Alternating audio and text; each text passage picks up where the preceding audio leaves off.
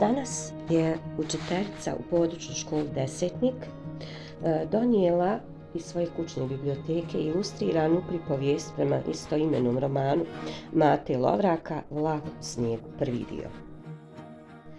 Ova priča nas je naučila da ako smo marljivi, dobri i plemeniti, možemo postići sve što želimo uz dobru podršku zajednice.